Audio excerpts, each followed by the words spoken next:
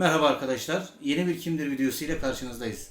Bugünkü konuğumuz sevgili hocam Oğuz Aksaç. Merhaba, Hoş geldin. hoş bulduk. Nasılsın? İyi, işte programa çıkacağız. Stüdyodan geldim. Oraya bilmem nereye, şuraya bilmem nerede. Oradan geldim, buraya gittim. Böyle gidiyor. Yoğun bir koşturma. Ama iyi, ben seviyorum böyle ya. Hani bazen şöyle, ay çok yoruluyoruz. Yorulacaksın, keyifli geçiyorsa bunu konuşmayacağız. Yani yoruluyor, bilmiyorum ya. Keyif alıyorsan bitti, sıkıntı hikaye yok. bitti. Peki abi Oğuz Aksaç kimdir? Oba! Yine anlatabilirim ben size. Hani böyle sivri yanlarcını çok törpülememiş, topluma çok benzememiş, benzemeye çalışmamış. Düşün, eğitim kurumlarını bile yontamadığı bir adam. Yani biraz böyle uçlarda yaşayan biriyim ben. Peki sanat yaşamı resmetmekse sizin resminiz ne olurdu Oğuz abi? Ama bu zaman zaman değişir. Bak, hiçbir şeye böyle lap diye bir cevap vermem ben. Tamam. Bir sürü şey anlatmam lazım ona. Örneğin bugün çok böyle hüzünlü bir adamım. Kendimi yalnız hissediyorum. O yalnızlığı tanımak için, hani dedim ya biraz önce, ben biraz uçlarda bir şeyim var ya, Karakter. ruhum var, karakterim var. Mesela böyle bir yalnızlık hissi varsa, öyle bir hüzün varsa, bir deniz feneri, böyle bir yerleşim yerlerinden uzak bir yerde bir deniz feneri. İşte o deniz fenerinin camlarını silen falan böyle bir adam var. Saç sakal birbirine karışmış. Değil mi? Öyle bir tip, böyle kafanda hayal et. İşte dalgalar vuruyor böyle deniz fenerine falan. Şapur böyle. Toz, su tanecikleri toz gibi havada savruluyor falan böyle. Rüzgar esiyor. Camda o uğultu. Her şeyi hayal et böyle. O sesleri, görüntüyü hepsini birden hayal et mesela. Öyle ürkünç bir yalnızlık var. Bir de mesela ertesi gün sabah deniz böyle çarşaf gibi. Güneş doğuyor, kıpkırmızı. Ya da öğlen vakti mesela düşün. Kurşuni bir renk, bulutlar gökyüzünde. Yine deniz fenerinde işte bir şeyler. Belki bahçenin önünde birkaç soğanlı domatesi var. Denize karşı oturmuş böyle saç sakal. Ama bir deniz feneri var. O olabilir. Ya da mesela keyiflisin. Nasıl mesela? Nasıl keyifliyiz mesela? Bir şey kuralım, bir hayal kuralım. Hadi Yani ver ayar, ateşle. benim keyfim nasıl olur? Erzincan'da köyümde olurum böyle güzel. O çayırlarda, kırlarda, soğuk suların kenarında. Çiçekler açmış falan Yani filan.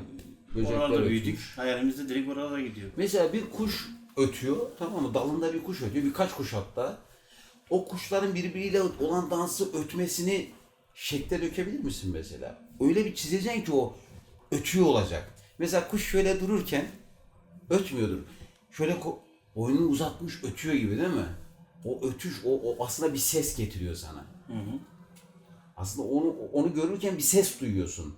Ama orada şöyle duran bir kuşu, işte şeyin üzerinde duran bir kuşu gördüğünde ses duymuyorsun. Kulağında bir ses yok. O hareketin oraya ileriye doğru itilmiş böyle kasların gerilme hareketi sana o sesi getiriyor kulağına. Evet. Sesi duymanı sağlıyor. Olmayan bir sesi duyuyorsun. İşte bahsettiğim şöyle bir şey. Mutlu gününde de o kuşun cıvıltısını duyabilmek bir resimden, bir fotoğraftan. Aynen öyle. Öyle bir şey düşün. Ya da başka bir gün mesela çok kızgınsın. Ona ilişkin bir şey düşünelim hadi. Yani bir sürü resim çizebilirsin hocam. Değil mi? Ya da mesela böyle içinde patlamak üzere olan bir böyle bir şey var. Arabana binmişsin, motoru en son sesine kadar zorlamışsın, dördüncü. Onu düşün mesela. O sesi düşün. İleriye doğru böyle direksiyon tutmuş, şu hareketi düşün mesela. O sesi sana getirir. Ya da bir kokuyu getirir bazen bir hareket. Onu hissedersin. Mesela şöyle durmuş bir bayan, şu bileği şuradan görünüyor. Sana güzel yıllar önce tanıştığın bir bayanın kokusunu hissettirebilir mi? Yani kısacası o anki psikolojime bağlı diyorsun Tabii, orası. her an değişir o. O resmi asla şudur deyip de harcamam. Evet. Peki abi yapmak sözcüğü Oğuz Aksaç'a ne anımsatıyor? Yani sanatta yapmak nedir ya da hayatta yapmak nedir sizce? Yapmak mı nedir? Ne bileyim canım, yapmak nedir? Fiildir yani. Yapmak. Yemek yapmak mı mesela? Sanat yapmak. O da bir sanat. Yani yapmak. Şimdi hayatta bir sürü milyonlarca ayrıntıyı biriktirirsin. Sende izleri vardır. O izlerin toplamından bir şeyler çıkar ortaya. Hani bir kağıda bir şeyler yazıp bir resim yapıp yapmakla hani çünkü o görselin hayatın içerisinde akan görselin şeyini bitiriyorsun ya sen benim internetimi bitiriyorsun. Benim telefondan yayın yapıyor ha. Senin Allah kapat benim telefonumu. Kapatsana kardeşim. Seninkisini kapattım abi, benimkisinden. O telefon benim. Bu benim abi. Senin burada. Ha, tamam. Ne Tamam, o zaman sorun yok. benim internetim bitiyor ya. Zeynep'in Bana gibi. bak ha. Bir de şimdi mesela şöyle diyeyim. O sokağa çıktın, otobüs durağına kadar yürüdüğün yerdeki binlerce tabela şu bu otobüs al çiçek kaldırım vesaire ayrıntı görüyorsun. Ama yürürken ne kadar ayrıntı gördüğünü fark edemezsin. Evet. O gördüğün ama fark edemediğini sandığın bir sürü şey hayatında bir şeyleri tarif ederken kullandığın objelerdir, maddelerdir.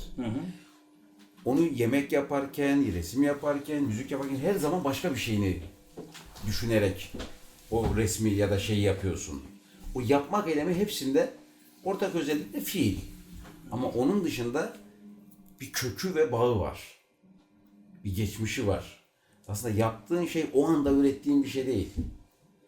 Yıllarca geriden gelen, biriktirdiğin şeylerle oluşturduğun bir sonuç. Onu bildiğin zaman başka anlamlara çıkabilir. Evet. Peki abi, sanat memnun etmek üzerine mi kurulmuştur? Ya bu aslında çok uzun bir konu ama kısa anlatmaya Yani kısa çalışayım. kısa Ama değil. kısa anlatmak çok zor bunu, onu söyleyeyim. Şimdi bir şey yazıyorsun, bir şiir yazıyorsun. Ya da bir şarkı yapıyorsun. Ya da bir resim, bir heykel yapıyor. Adam bir heykel yapmış mesela. Yıllarca uğraşmış, didilmiş, böyle ince bir mermeri yontmuş. Ve su dalgalarının o heykel, hani o kişi, çizdiği kişinin elbisesindeki nasıl iz bırakacak, nasıl katlanacak. Yok canım sende. Su dalgalarının o elbiseyi nasıl katlayacağını bile düşünerek onu yontmuş değil mi? Yıllarca uğraşmış. Niye? Aslında niye sorusu çok önemli. Niye? Yani başkalarından daha güzel ben bunu yapıyorum diye mi sadece? Değil. Yani bir yeteneği var, yaşama dair bir sözü var her insanın. O sözü söyleme biçimidir bu. Hani çok sevdiğim bir laftır. Sözü olanın kürsüsü olur. O onun kürsüsü. Oradan anlatıyor kendini. O incecik ayrıntıları işlemesi, oraya yapması, onu görebilme yeteneği, onu işleyebilme yeteneğini, kendini ifade ediş biçimi. Ben bunları görüyorum, bu inceliğimin varı. Ben böyle varım demenin yolu bu. Yani bunu şöyle sadece işte bir şeyler yapıyor, bir sanat, bir heykel yapmış, bir şey yapmış, bir şarkı söylemiş değil o. Bir şarkı söylüyoruz. Adam bir söz yazıyor. Birini memnun etmek için mi? Aslında evet. Yani Kendini memnun ederken aslında beğenilmek, yaptığı şeyin toplumda üst bir kavram olmasını beklemek, istemek. Bir kişi ya da binlerce kişi ya da milyonlarca kişi hedef büyüyebilir, küçülebilir. Sadece sevgilisi için, sadece babası için, sadece kızı için yapabilir bir şeyi, oğlu için yapabilir. Ama birisi tarafından beğenilmesi isteği vardır.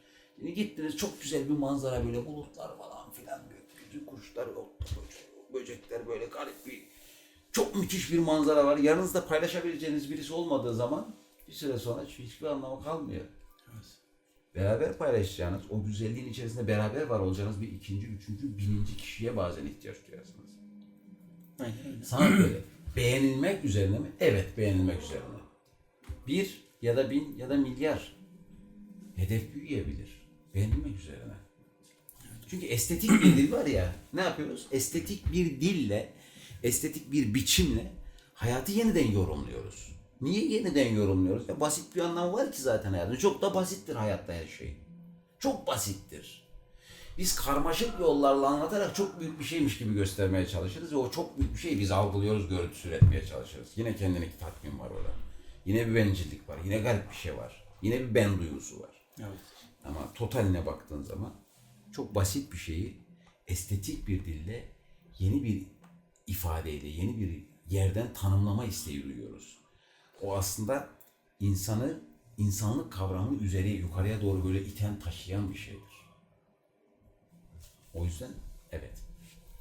Peki hocam, türkü söze işlenmiş tarih derler.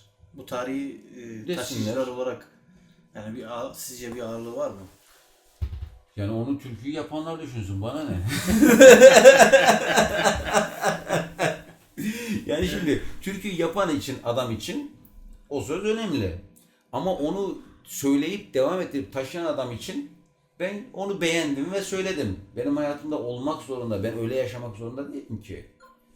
Ben o ifade edilen şeyin masalsı, güzel, çok yüksek bir duygu olduğunu kabul edebilirim.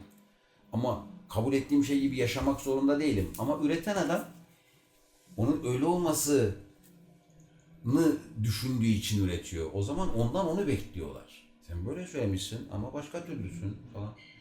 Öbürüne diyor ki tam o başkasının türküsünü söylemiş, öyle de yaşıyor. Başka türlü de yaşıyor. O biraz daha rahat o konuda. Diğeri, ikinci şahıs. Dolayısıyla birinci şahıs yani üreten adam için o sözün altında kalabilir bazen. Benim çok derdim değil o. Ben keyfime bakarım. Ben sevdimse okuyorum diyorsun. Yani. Bitti. Ha tabii bazı şeyler bizi etkiliyor, ayrı bir şey. Yani benim 25 yıl önceki halimle 30 yıl önceki halimle şimdiki hayat algılayış biçimi arasındaki farkı o öğrendiğim şeyler hayattan, o kültürden, o müzikten öğrendiğim şeyler değiştirdi biraz. Evet. Yani onu reddedemeyiz, hiçbirimiz reddedemeyiz. Peki ilham mı sanatı besler, sıkı çalışmak mı?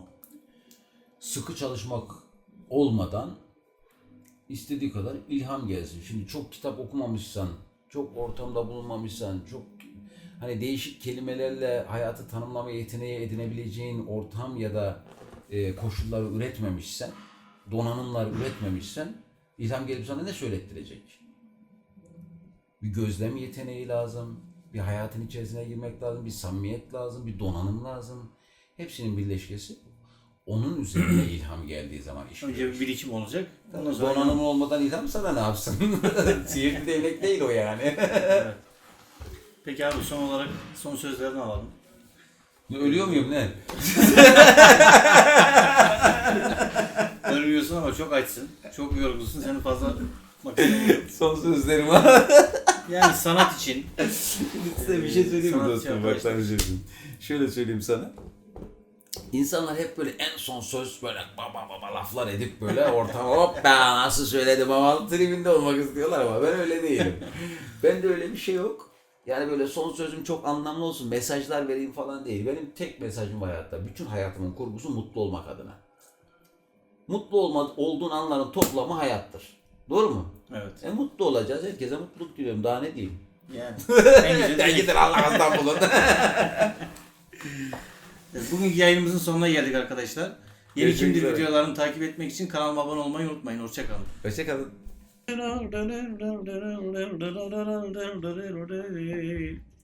Aman dumana, dumana, dumana, ulu Muhammed'im de gene bugün dumana, dumana, dumana, dumana,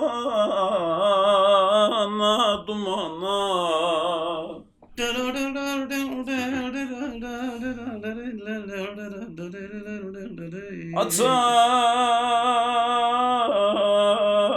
Ateş düştük yer yakar, gene bugün kime ne yar yar,